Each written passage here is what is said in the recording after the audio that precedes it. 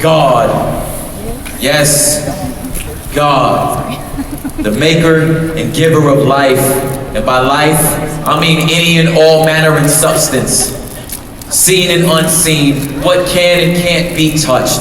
Thoughts, image, emotions, love, atoms, and oceans. God. All of it is handiwork, one of which is masterpiece. And it's made so uniquely that angels look curiously. And it's the one thing in creation that was made with his imagery, the concept. It's so cold. It's the reason I stay bold, how God breathed in a man and he became a living soul. It was formed with an intent of being infinitely, intimately bond.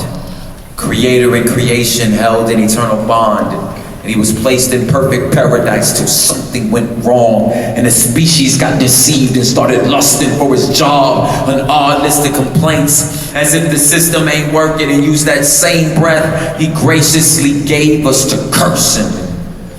And that sin seed had spread through our soul's genome.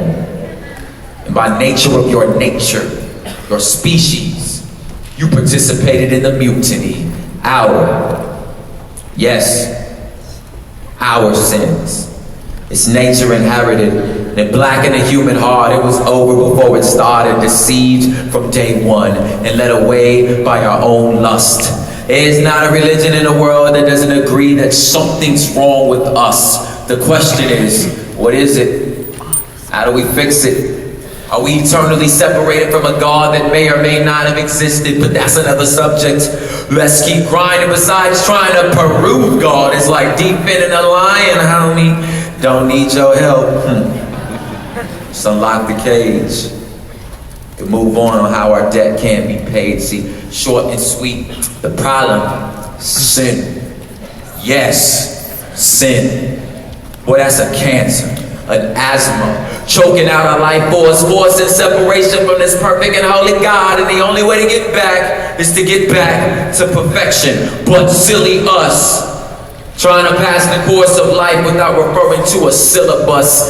This is us. You can heap up your good deeds, chant, pray, meditate. All of that, of course, is spraying cologne on a corpse.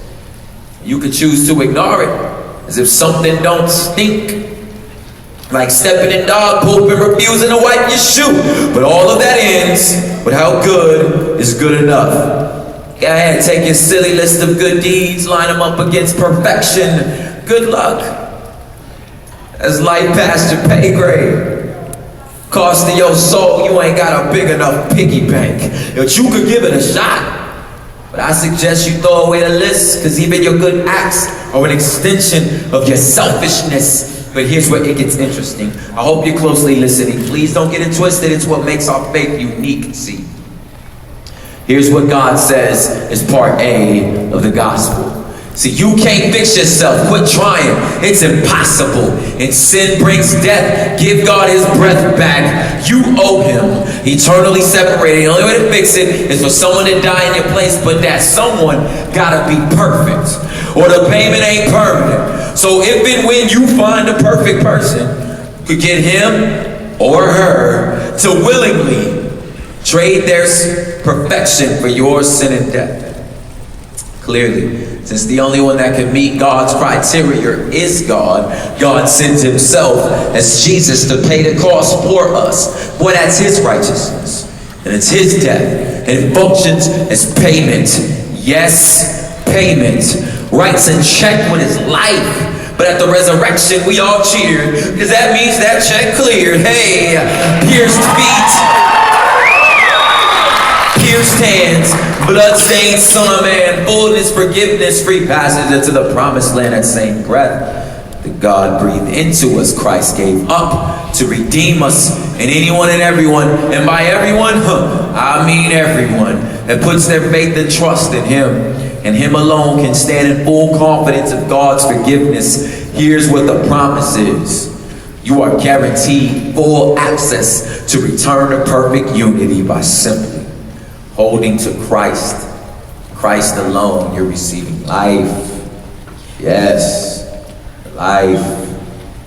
This is the gospel. God, our sins paying everyone life.